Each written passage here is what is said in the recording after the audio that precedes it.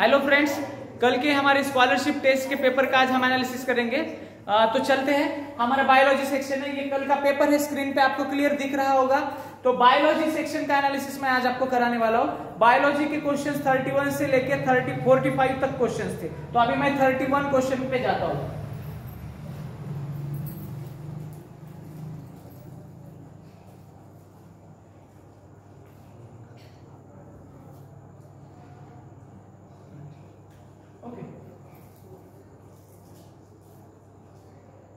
हाँ, देखिए यहाँ पे क्वेश्चन नंबर 31 है।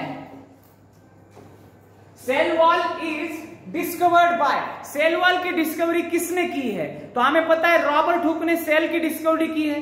तो उसने जो सेल ऑब्जर्व की थी, एक्चुअली उसने सेल वॉल ही ऑब्जर्व किए थे। तो सेल वॉल की डिस्कवरी भी रॉबर्ट हुक ने की थी। यहाँ आंसर इसका रॉबर्ट हुक है। Antonie Leeuwenhoek was the man who observed living cell first. सबसे पहले जिंदा सेल ऑब्जर्व करने वाला साइंटिस्ट एंटोनी वैन लिवेनहॉक था। पुरकिंजे ने टर्म प्रोटोप्लाज्म दी थी एंड रॉबर्ट ब्राउन ने न्यूक्लियस की डिस्कवरी की थी। एंड रॉबर्ट हुक है। ऑड मैन आउट से भी आप इसको जा सकते थे, ये आपको कंफर्म पता है। तो सेल एंड सेल वॉल की डिस्कवरी रॉबर्ट हुक ने की है। साइंटिस्ट के ऊपर ये क्वेश्चन आया था। क्वेश्चन नंबर 32 अगर आप देखोगे तो रिप्रोडक्शन चैप्टर के ऊपर है। Question number 32, which hormone is known as pregnancy hormone. Pregnancy के लिए कौन सा हार्मोन हेल्प करता है? तो आपको ये पता है ऑक्सीटोसिन तो है, ये लव हार्मोन है, इसको हम लव हार्मोन कहते हैं। एस्ट्रोजन जो है फीमेल सेक्स हार्मोन है।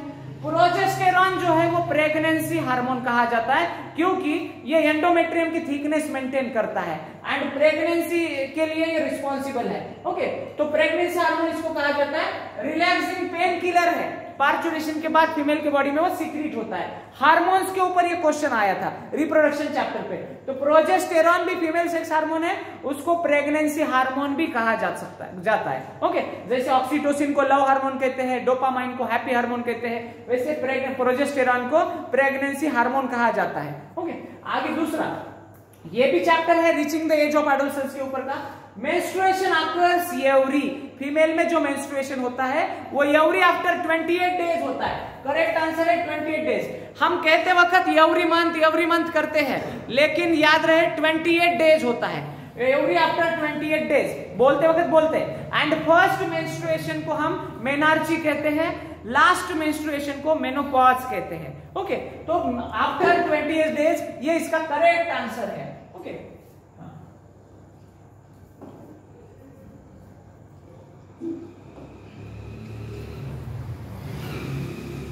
अभी क्वेश्चन नंबर 30।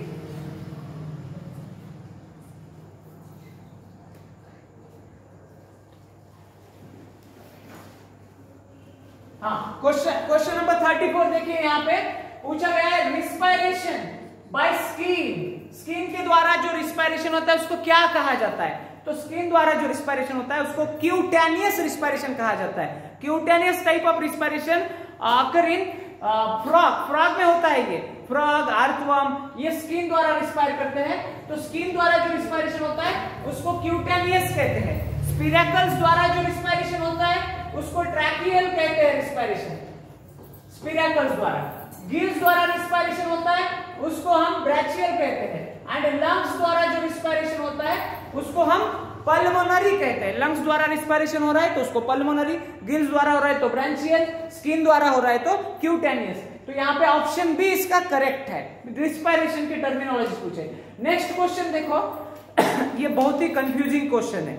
जो एक्साइटमेंट में जिन्होंने आंसर दिया उसने ऑप्शन ए क्लिक किया होगा जल्दबाजी में, लेकिन आपको मैंने कहा था कि पेपर जब है all option we have to read carefully. तो question number 35, in human fertilization occurs in. Let me explain fertilization first.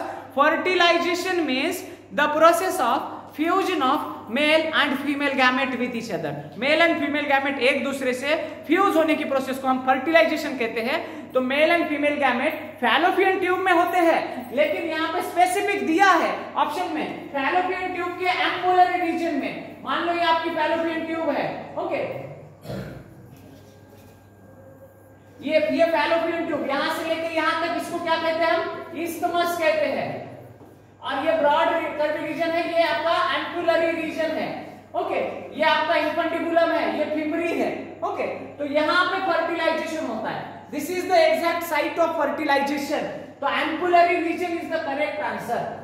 बहुत सारे बच्चों ने फैलोपियन ट्यूब लिखा होगा, लेकिन best suitable answer option C है, तो सी लिखना चाहिए आपने।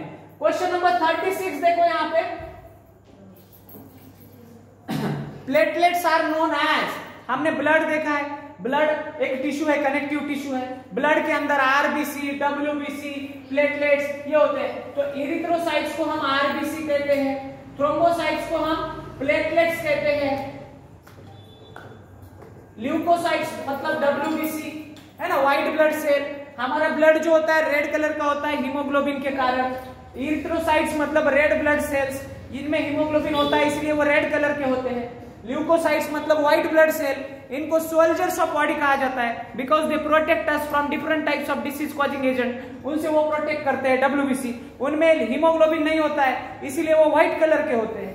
थ्रोम्बोसाइट मतलब प्लेटलेट्स, वो ब्लड क्लॉटिंग में रोल प्ले करते हैं। तो ये तीनों भी ब्लड के अंदर सेल्स प्रेजेंट होते हैं। इरिथ्रोसाइट्स मतलब आरबीसी, तो प्लेटलेट्स पूछा है, थ्रोम्बोसाइट्स इसका करेक्ट आंसर है। ओके, आप लिख लिया करो 36। अभी नेक्स्ट क्वेश्चन पे जाते हैं।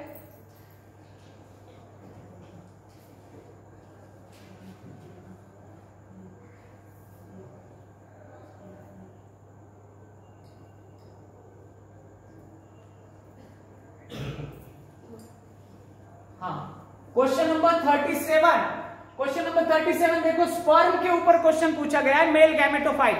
मेल गैमेटोफाइट मतलब स्पर्म है, तो in which part of the male gametophyte mitochondria is located. तो मेल गैमेटोफाइट अगर हम देखेंगे, मान लो ये मेल गैमेटोफाइट,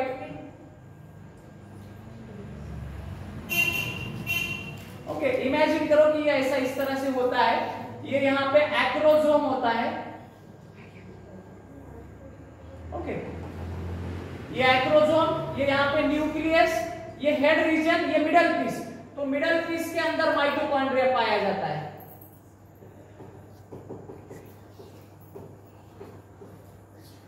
ओके, इसको हम कहेंगे हेड, ये वाला है middle piece.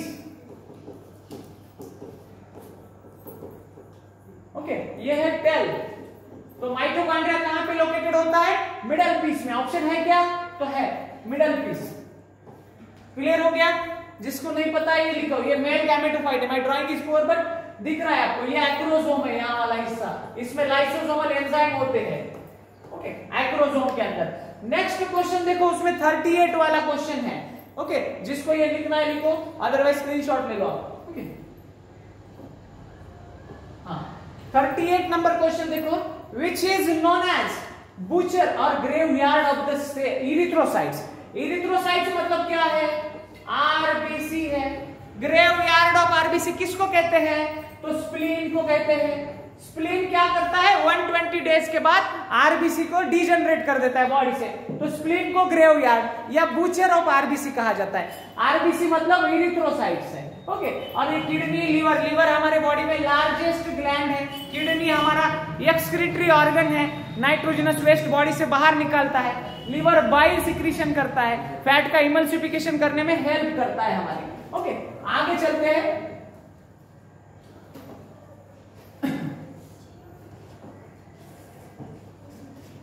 Acrosome of the sperm contains which of the following cell organelle in it. अभी दिखाया मैंने, एक्रोसोम में लाइसोसोम होते हैं, क्योंकि वो क्या करता है एक्रोसोम, एक सेल के जब वो कांटेक्ट में आता है तो एक सेल की मेम्ब्रेन को डीजेनरेट करने का काम ये करता है, इसीलिए उसको, हाँ, उसके अंदर लाइसोसोमल एंजाइम्स होते हैं। तो लाइसोसोम नाम का सेल ऑर्गेनेल